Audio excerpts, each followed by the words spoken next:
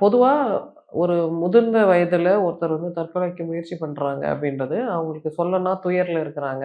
ஏதோ அவங்களுக்கு existential problem இருக்கு. அத டீல் பண்றதுக்கு அவங்க போராடி, போராடி பார்த்து, எனக்கு ஒரு ஃப்ரீடம் வேணும். எனக்கு ரிலீஸ் வேணும். இது போதும் நான் பட்ட பாடு. எனக்கு இதுக்கப்புறம் என்ன இருக்கு? நான் என்ன கல்யாணம் பண்ணிக்க போறேனா? குழந்தை பெக்க போறேனா? யாருக்காவது வளர்த்து விட போறேனா? என்னோட எல்லாத்தையும் நான் கடமைய முடிச்சுட்டேன்ல. என் முடிவ நான் தேர்ந்தெடுத்துக்கிறதுக்கான உரிமை எனக்கு இருக்கு அப்படின்னு உண்மையிலே சில பேர் நம்புறாங்க. அப்படி நம்பும்போது, அப்ப நீ சட்டம் எனக்கு இடம் குடுக்கலன்னா என்ன? Let me take this choice அப்படின்ற ஆங்கிள்லேருந்து அவங்க யோசிக்கிறாங்க. அப்போ பொதுவா தற்கொலைகளை இப்ப தற்கொலை என்பது சட்டவிரோதமான குற்றம் இல்லை. அத நம்ம டீகிரிமினலைஸ் பண்றோம். பட் இந்த விஷயங்கள் பத்தி பேசும்போது, we are not encouraging suicide. யாருக்காவது ஏதாவது அந்த மாரி எண்ணங்கள் இருந்தா, நீங்க உங்க அருகில் இருக்கிற மனநல மருத்துவரையோ, ஆலோசகரையோ சந்திக்கணும். கவர்மெண்ட் அதுக்காக நெறைய போர்ட்டல்ஸ் வச்சிருக்காங்க. நீங்க ஆலோசனை, சிகிச்சை பெறலாம். பட்டு நம்ம மத ரீதியா அந்த காலத்துலேருந்து ஈவன் நவ் அ அ ஜெயினர்கள் வந்து அவங்க உயிரை மாய்த்துக் கொள்றதுக்கான உரிமை தனக்கு வேணும்னு அவங்க கேட்குறாங்க.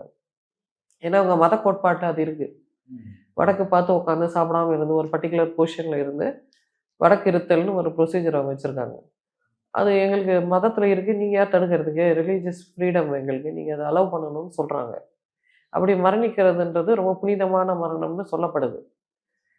அப்போ ஒரு காலத்துல இதெல்லாம் வந்து அக்செப்டபிள். நம்ம ராமர் தற்கொலை பண்ணியிருக்காரு. அதான் ஸ்ரீராமர் இருக்கார்ல, ஸ்ரீராமச்சந்திரமூர்த்தி அவர் தற்கொலை தான் பண்ணியிருக்காரு. அது மாரி நெறைய பேரு அந்த காலத்துலேருந்து நெறைய அவதார புருஷர்கள் இந்த மாரி அவங்க முடிவ அவங்களே மாய்த்துக்கிற மாரி தன்மைகள்லாம் நம்ம இதிகாச புராணங்கள்லலாம் இருக்கு.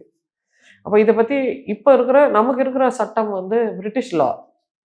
கிறிஸ்டியன் லாலேருந்து நமக்கு வந்திருக்கு. அதனால அவங்களுக்கு வந்து கடவுள் படைத்ததை நீ எப்படி போய் கடவுளோட நம்பிக்கைக்கு விரோதமா கடவுள நீ நம்பலையா? அப்படின்ற பாயிண்ட் ஆஃப் வியூல அவங்க யோசிக்கிறாங்க.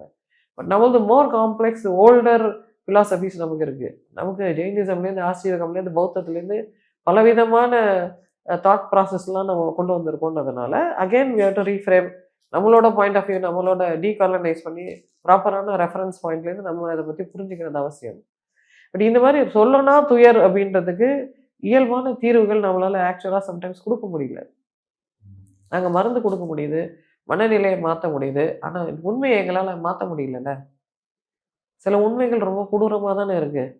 ஒரு வீட்ல நான் நிம்மதியாவே இருக்க முடியாது. ஒரு புள்ள கூட சரியில்ல. முதல் தரத்துல 2வது குடிகாரன், 3வது அப்படியே தான் இருக்குன்னு வச்சுக்கோங்களேன். அப்போ அவங்க என்ன பண்ணுவாங்க? நான் போராடி பார்த்தேன், போராடி பார்த்தேன் முடியல. என்ன ஃப்ரீயாவது விடுங்களேன்ற ஆட்டிட்யூடுக்குலாம் அவங்க வராங்க.